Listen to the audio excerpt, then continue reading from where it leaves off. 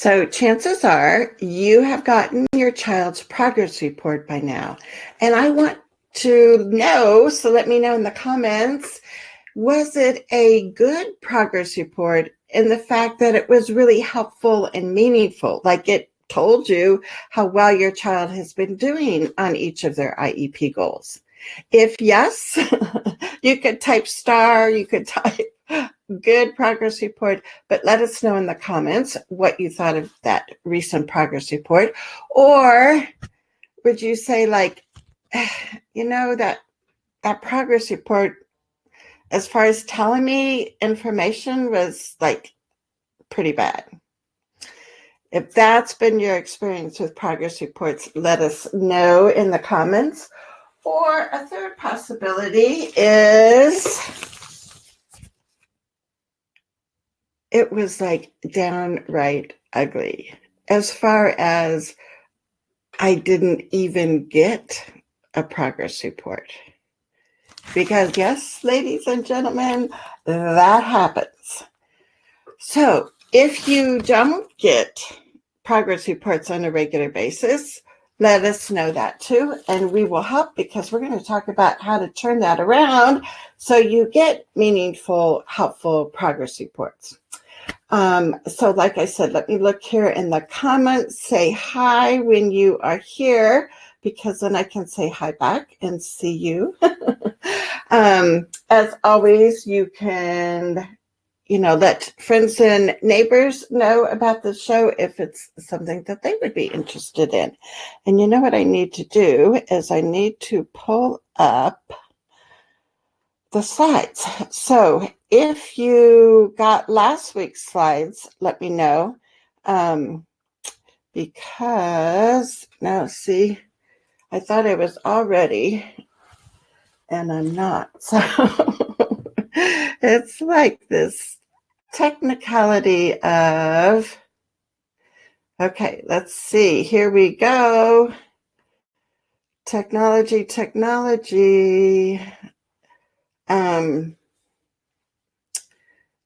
So what have your progress reports been like? If you can help me out here. Well, I'm getting all of this together. Browse by individual window. See, I don't know why. Usually I have like all of these steps ready. So I apologize. It's like a big black screen. So how do I'm going to go back here. Yes. So Halloween, what are you guys doing for Halloween? Here we go. We are really, really ready now to go. And Karen's here. Hi, Karen. So when you get a progress report, they really should be telling you what has been learned on each IEP goal since the last progress report. That progress report should be sharing what data they used to, collect and figure out how much progress was made. Good progress reports should have some kind of a narrative with the teacher's interpretation of the data. And that also is something that you can do and just like make an appointment to go talk about it. And a good progress report also should spend some time reflecting, the people writing it, if any changes are needed in the instructional strategies in the curriculum. And we'll talk about a whole list of things that can be looked at that the adult teachers have control over. So Kristen's here, and Kristen's in our Trailblazer group. So, hey, Kristen, she said she's going to lose contact when she goes to get the kids from school. So hop back on or watch the replay. But thanks for being here. So this is our ideal, right? And last time we did part 1, and we talked about measurement and a lot about data collection and how important it is to then record that data on a graph or something so it's easy to tell but also time to monitor, which means that the person takes the time to say, how are we doing here? Is the student making good progress? Are we on track of meeting the goal? Or do we need to make adjustments? So today we're going to focus on the adjustment part and then the actual progress report part. Like I said, the other three, measure, record, monitor, were in our part one. And if you missed our part one of this little mini series, let me know and I can give you the link for that. But we also had some great questions that came up last week on the live. Carissa had asked some other data questions. So I wanted to answer those here.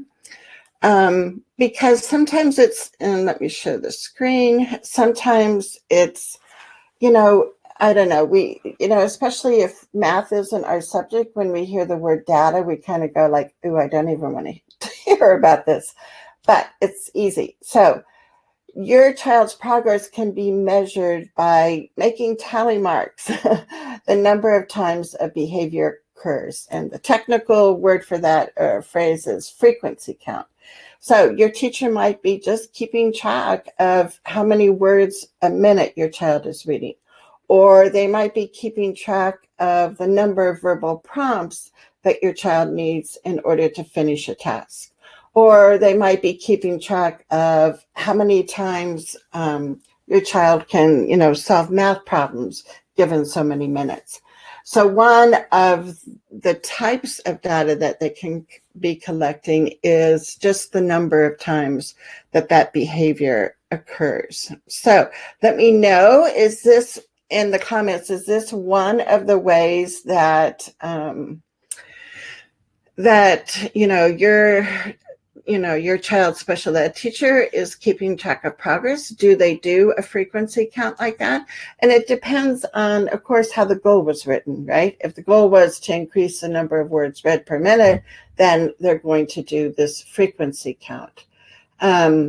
So another way that they can do it, which is real popular, I guess you could say, is a percentage. And so this one might even be more common that you see, where the student has to do something and then they list, like 90% accuracy or spell 80% of the weekly spelling words correctly. Turn in assignments at, a certain percentage of time. So the point here is, we want to make sure that there's objective data being taken. Now, a third way that you might see data collected on progress reports is the duration, like how long the behavior lasts. So sometimes you'll see, goals, and they're measuring how long the student's going to remain on task, or like a social goal of the child being, engaged in a parallel play with peers at recess time, and you want to see that happen for at least 5 minutes. So you're going to be measuring how long the child has to do something, or for them to, be able to work on their science lab questions for 10 minutes and write the answers. So again, you're measuring how long they have to do something. Those are the three probably most widely used ways of tracking progress. Now, this is not saying, that the teacher just feels like your child is doing better, right? We want there to be some kind of objective data. If you want to have a good, meaningful progress report, we need some objective data. So they can do frequency count, just like tally marks, figure, every time the behavior occurs. They can look at the duration. They can look at the percentage of accuracy. So those are some of the more widely used progress monitoring tools that you'll see. But besides, taking the data and, graphing it, and let me show you the slide. Beside that, I, as a retired teacher, I, as a parent, also appreciate a little bit more of the human side. So, if your child, another way that teachers can collect information about your child's progress is to look at other things like projects that they've developed or a portfolio of their writing. And so I don't want you to hear that I'm only excited about objective data, but I also want to see some other components because to me, we want that flavor of the whole child, right? And so another thing that teachers can use to monitor progress along with the data is using rubrics. And you might have seen these. Let me know in the comments if any of your teachers use rubrics where they give examples of this is what an excellent report would look like. This is what a good report, the components of a good report, an acceptable one. So rubrics can also be used in tandem with objective data or work samples, right? And as a teacher and a parent, I always liked to be able to share with parents at IEP meetings or when I was a classroom teacher at parent-teacher conferences and share like actual examples of the student work because that it makes it like real. I can see what you're talking about with his handwriting, or I notice too how he gets confused on the computation problems when it's a mixture of addition and subtraction. Those actual samples can be really helpful. So what I'm hoping that you'll take away is that objective data is really important in order to have that good progress report. Personally and professionally, I would like to see some other ways of showing your child's progress besides data, because that gives us kind of opens the door for other ways for our kids to show progress. And that to me is like really important. So let me know if you have any questions. The other thing is, I have a progress report checklist for you. So if you want to start getting good, meaningful progress reports, this checklist is going to be really cool. It's like, short to the point. So just let me know by typing the word data in the comments, and then you'll get a message from my IEP bot, and it will say reply, and then you have to type data again, and then we get you all signed up. So, Kimberly, I haven't seen you in a while. Yay! She's from Iowa, and she is also in our Parent Trailblazer group. And if you want information about that group, let me know in the comments. But hey, Kimberly, I hope things are going well. So many people I know are like experiencing lots of snow right now. So let us know. Is it snowing? Has it snowed in Iowa? So far, I've heard in Colorado, there's been a lot of snow. So let's go back here. And we want to look at what happens when you get that progress report and it really shows that your child is like making real fast progress and it wasn't something that, the IEP team kind of expected. So what you do is the IEP team or a small group to amend the IEP needs to write new ambitious goals.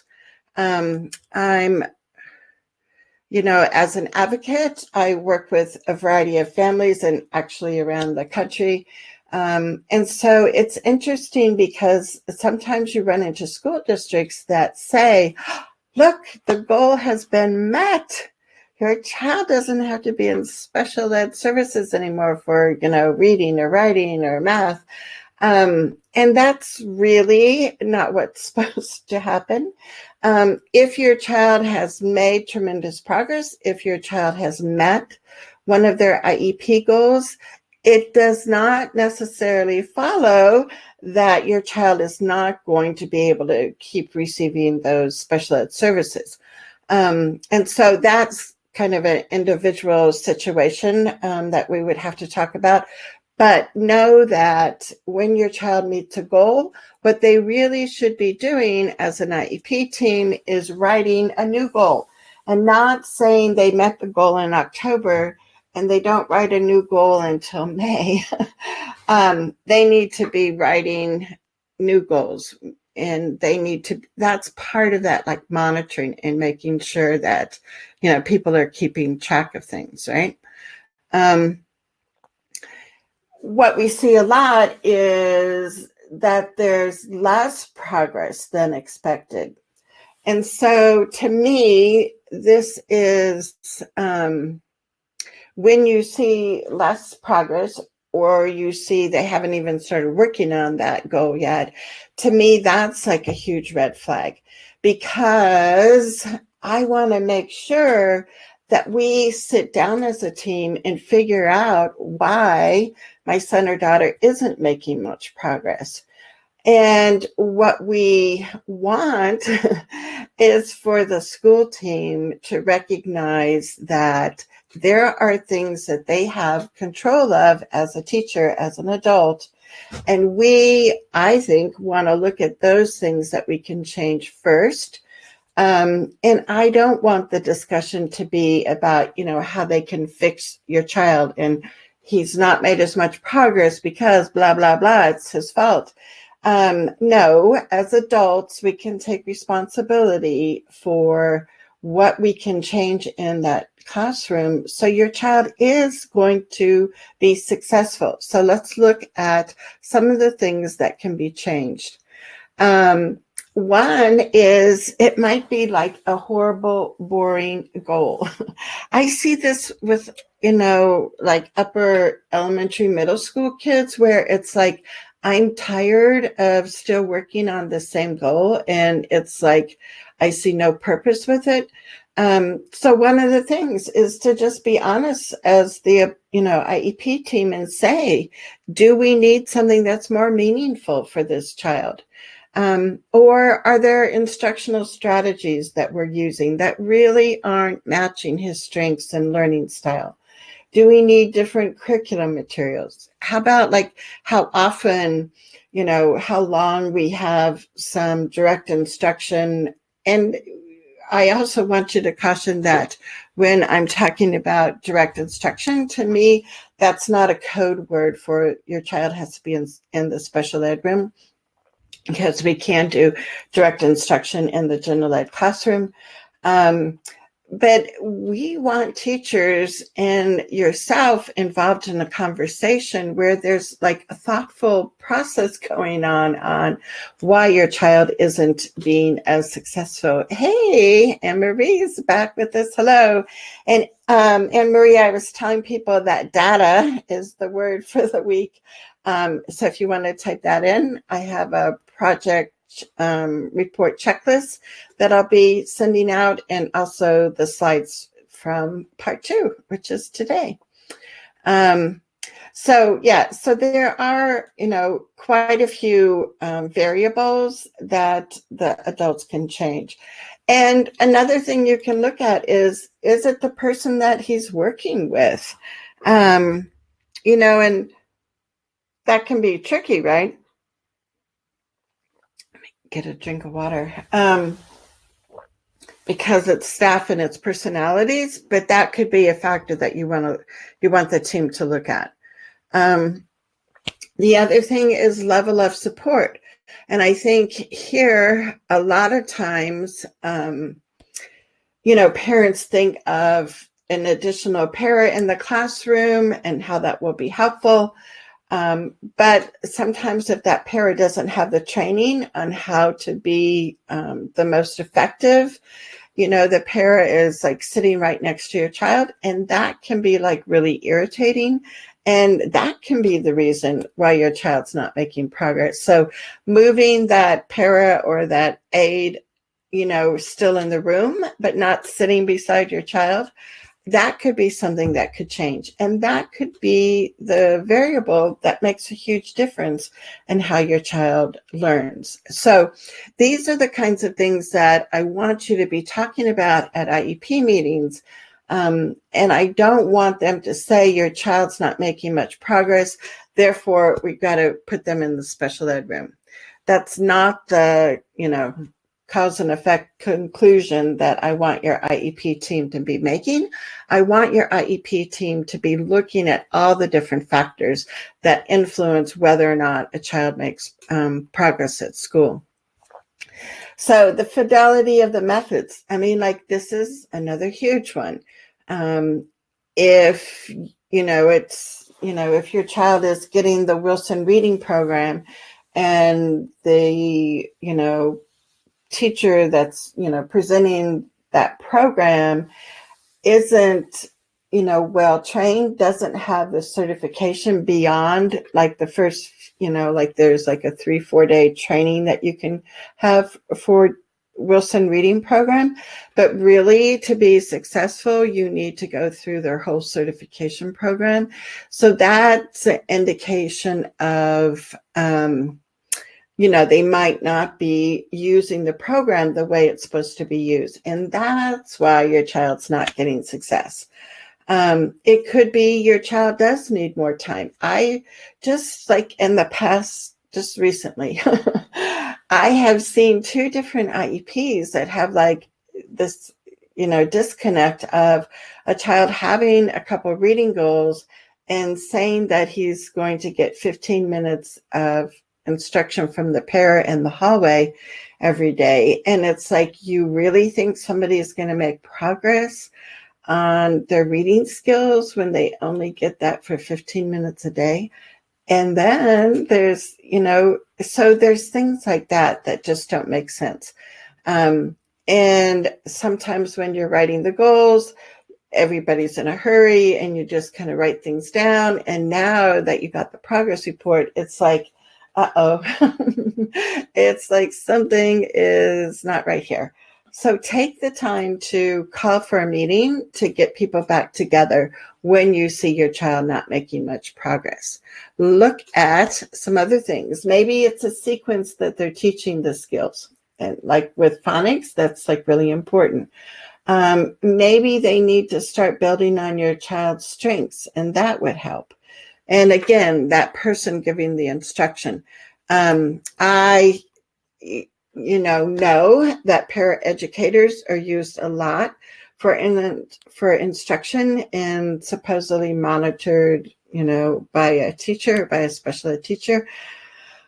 I just have real, concerns when the para is the person that really is seeing your child every day, all day, versus time with a special ed teacher. And that can be in a co-teaching situation. It doesn't, again, have to be a special ed room, but I want that special ed teacher. How can they plan lessons? How can they know how your child is doing if they never work with your child and only a para? But that's a whole nother, that's another training. Lissa, look at our trailblazers. Hey, Lissa. Lissa is in our trailblazer group too. So say hi. Lissa, I was sharing with people today's word is data. So I have a progress report checklist and the slides from part 2 today. So you can type that in the box. And let's go back here.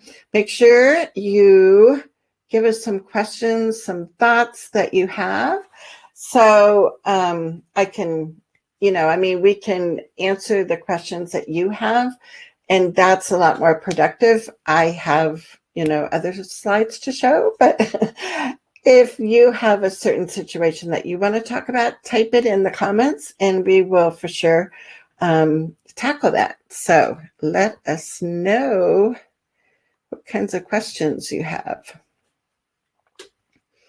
Now, this was something interesting from the IRIS Center, And the Iris Center is connected with Vanderbilt University, and they have some excellent professional development, which I always encourage parents to tap into webinars. Even though they're made for teachers, you'll learn a lot of information. So this is what, when we're talking about fidelity of implementation and how are we going to trust that things are really getting done. So this is something that you can look at. Now, I would add a few things here, but this is kind of a starting point. Hey, Corey. Oh, okay. So she says she's in Alabama, and another trailblazer. Look at all these trailblazers. And she says that their progress reports come home next week. Well, look, you'll have all this stuff, and you'll have that project or progress report checklist. And I always give that to our trailblazers first. So you'll be getting that, Corey, and that would be like perfect timing, right?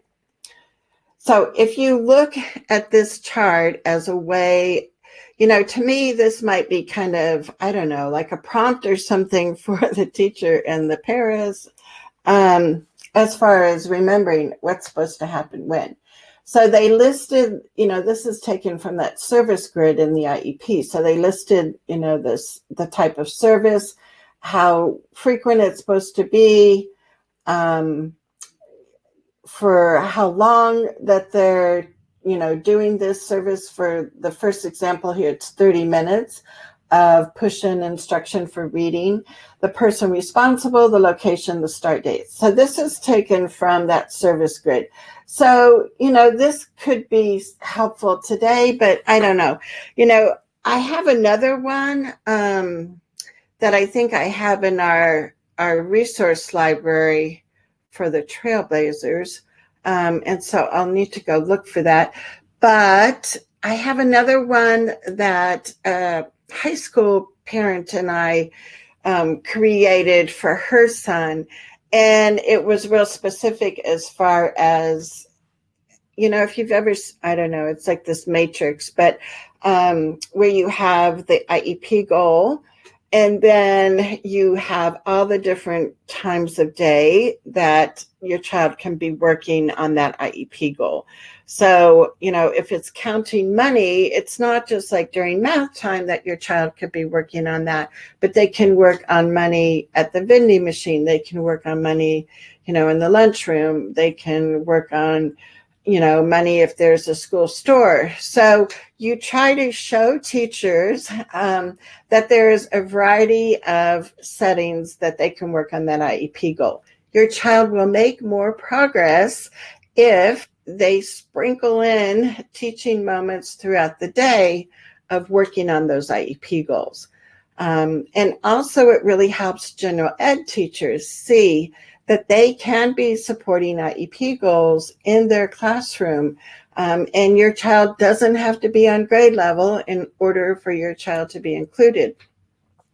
So on this matrix that this mom and I wrote up, so we had the IEP goals, we had all the different places in the school during the school day that the child could work on it.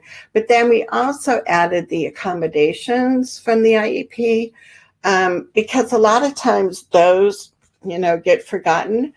And so this is meant to be a daily sheet. So the para or the special ed teacher would get it, and the accommodations would be there, and they would check off for different periods of the day which accommodations were used. So right, they could just check and they didn't really do it. But hopefully this is a way for us as parents to build trust that things are really being worked on at school. And also for the teaching staff to be able to say, look, if I look at these, daily sheets that we did for this past week, we never once used that enlarged print accommodation. And it's like, we've been forgetting that. So then it's like, let's make sure we're going to highlight that. Let's make sure we do that enlarged print accommodation. Or they could say, we've tried this one for several weeks and it's like not working at all. maybe amend the IEP and just say, we're going to take that accommodation off. The whole idea is we want people to slow down and be thoughtful. We want people to be reflecting on how things are going, what's working, what's not working. And we want to make adjustments. We don't want to settle for, well, I guess that's how it goes, right? So, Anne Marie says that she just requested, I guess, the special ed data using an FOIA request today. Yeah, so that will be interesting. And you can use that. You can also use language from IDEA and FERPA as far as requesting records. And if you want more information about that, let me know. And she also said, can a therapist related services only work on a skill if there's a goal? So she said, like, the goal is pre-writing strokes, but the child needs to learn how to use scissors, thread beads, stack blocks. So, it's like classroom teachers work on a variety of goals, and they're not necessarily all written in the IEP, right? You would want, there would have to be some goal connected to that service provider. But that doesn't mean that's the only thing that service provider, is allowed to work on. So if it's an occupational therapist working on pre-writing skills, and the goal is, I don't know, to, draw a circle or something, all the things that are working up to that, like developing, fine motor control and everything, all of those skills, the OT can be working on, right? Because you need that in order to be able to draw a circle a year from now. So there needs to be at least one goal that's connected to them, but they can work on more than that. Usually they have, a half hour a week, and that's not a whole lot of time for them to work on much. So that's why it's really nice if related service people do push-in services into the classroom, and show the classroom teacher, what kinds of techniques and materials they're using for a student that's working on, writing skills. And then that classroom teacher can keep, that, kind of instructional strategy going throughout the week instead of just for that, half hour when the teacher pulls them out. So, in the notes that I'll send out next Tuesday, I'll put the more detailed, and am I showing it? I'll put the more detailed matrix in there for you. So what makes a good progress report? I want it to be meaningful, not just a P for progressing. I really want to see objective data, but also other sources and some narrative from the teacher, so I get some flavor for what she is thinking or what he is thinking. Oops, there goes my phone. When you get a progress report, it's really helpful if they include the goal, which has the baseline, because then you can remember, oh yeah, this is the goal that we're working on. I would love them to share their data, like their graphs with you. Some indication that they've been reflecting on that data. If they have student work examples, that is like a plus. I want to see some actual things that my kiddo's been doing. And like I said, a flavor for whether the teacher thinks, is your child on track for meeting that goal? And actually that is one of the requirements from IDEA, is not only for written progress reports, but for teachers to tell you each time you get that progress report, that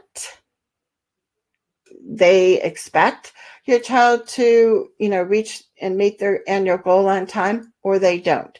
And if they say, no, we don't think we're going to meet the goal, that is that red flag for you. Let me get my red flag. That you need to call an IEP meeting and talk about why you think, what's happening and what you guys can change at school so your child will make that progress. Okie dokie. So moving on.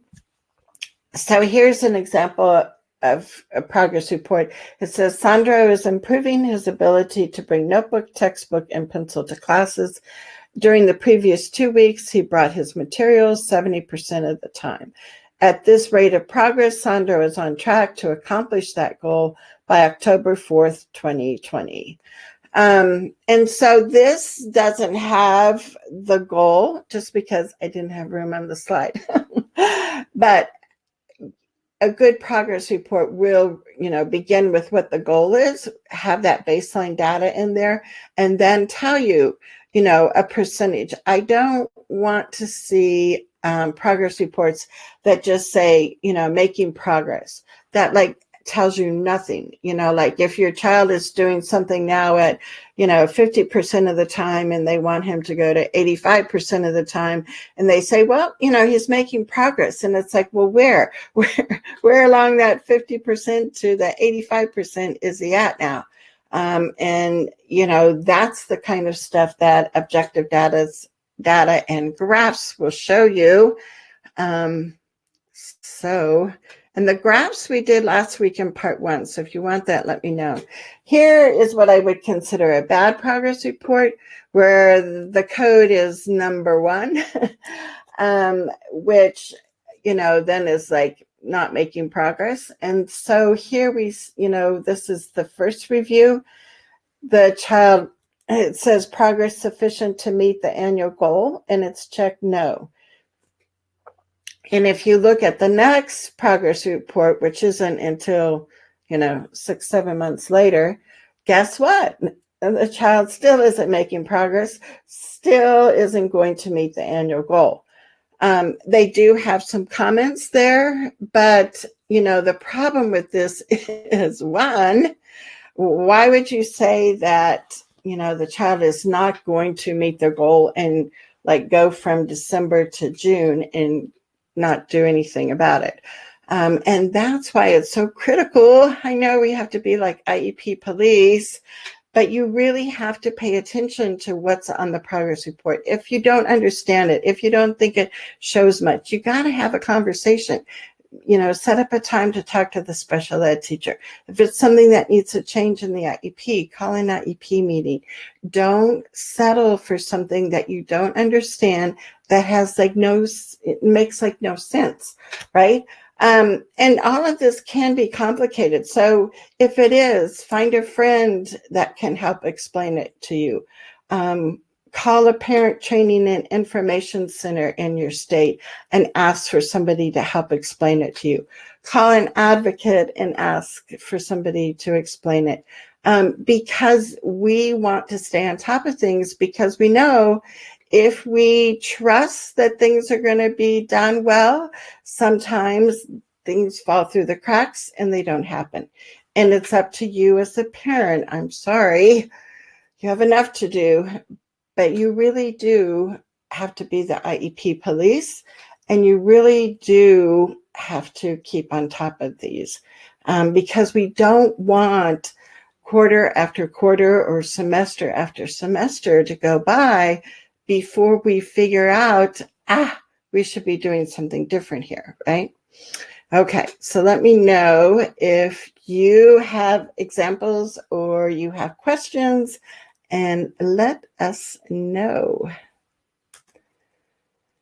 Now, the ugly progress report is no progress report has even been sent home. It's like, what? How can that be? But yes, it does happen. And then it's up to us as parents to send a little friendly reminder to the special education teacher, because that person's the responsible person for getting you your progress reports. And you have to say, when could I expect, Nancy's progress report? I know my understanding was, they were coming out last week and we haven't received ours yet. And you need to just be that little friendly reminder person because otherwise that will slip through the cracks and another 9 weeks will go by before you know how your child is really doing. So I hope that this part 2 has been helpful for you. Corey says we get lots of twos making progress. Yeah, and that's like, it's just not helpful. It's not helpful for you. It's not helpful for your child. If you're talking with your child about, celebrating the improvement and the progress, it's not helpful for the teacher to just say making progress, because,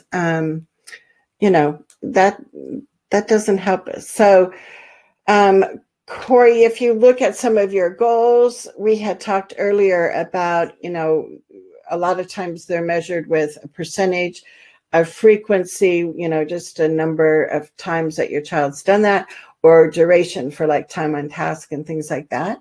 So if your goals have, and I know you have a very good IEP, whatever that, if it says like, 80%, in the progress report, besides just giving you a 2, do they also, say the percentage of where your son is now at this time of, collecting the information?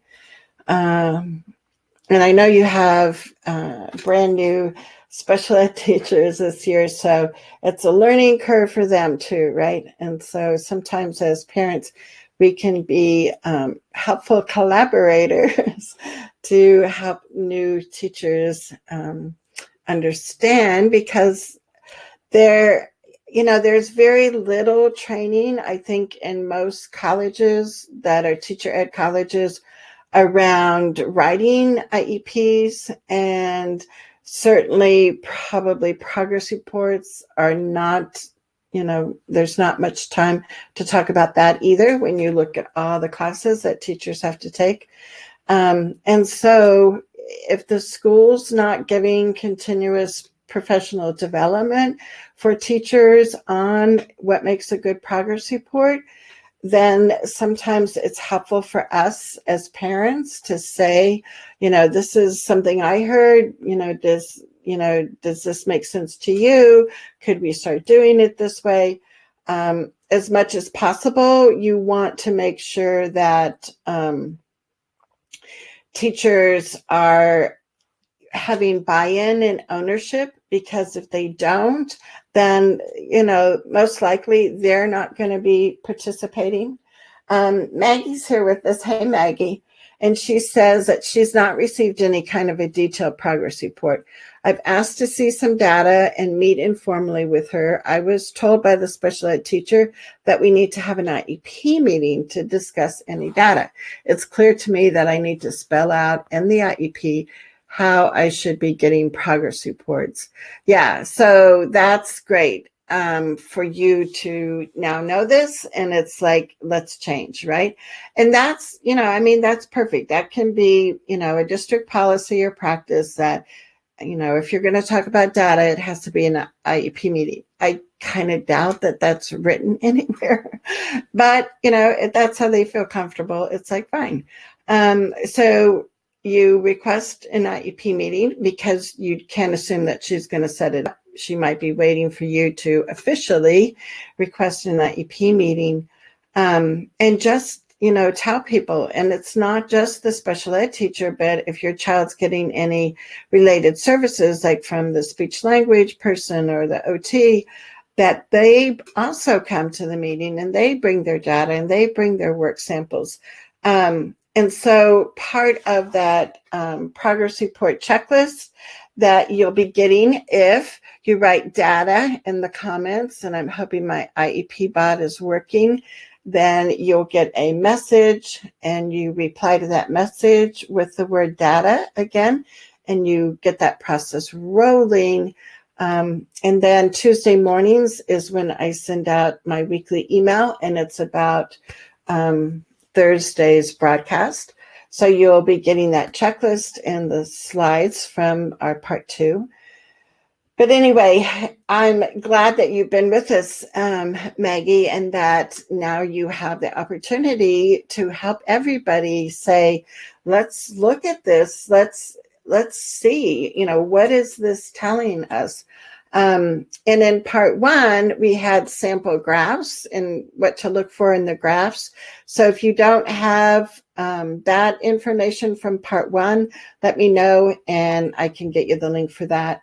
But yeah, so I'm excited because that's the whole purpose of our show here every Thursday, is to help all of us kind of learn together what best practices are and how we can make sure that your child is really learning every day in school, because we want them to show their capabilities and for teachers to understand that they're very competent and they can be learning a lot. So I am Charmaine Tanner. Next week, I'm going to be in Southern California for a conference, but I'm hoping I'll have a good internet connection. Next Thursday is our Q&A for November. So you can type in questions during the week that you want me to answer if you can't be with us live. Of course, the replay will always be up. I'm also going to be right next to another parent trailblazer, so I'm hoping that she can join me in my live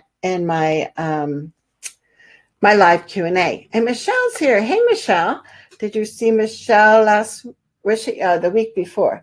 And she says that, this is a comment to Maggie, and she says that seems off. Data aside, if other students are getting report cards, your students should be too. Are you getting any kind of report at all? And she says, hello.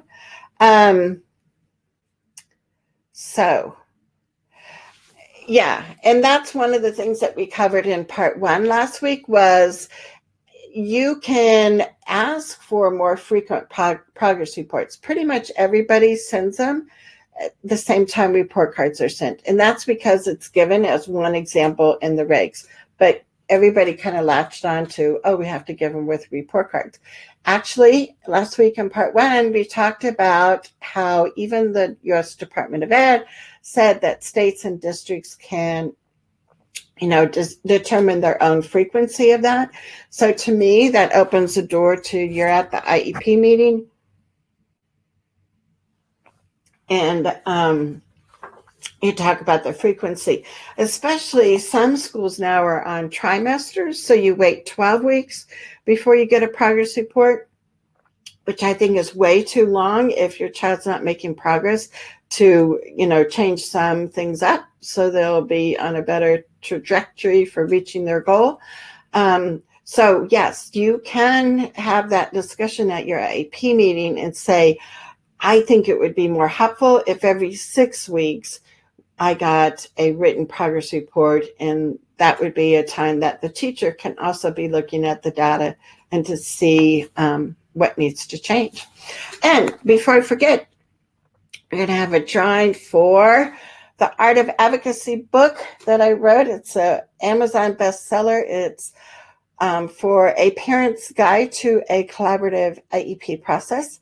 So I know our trailblazers, I think pretty much all have this.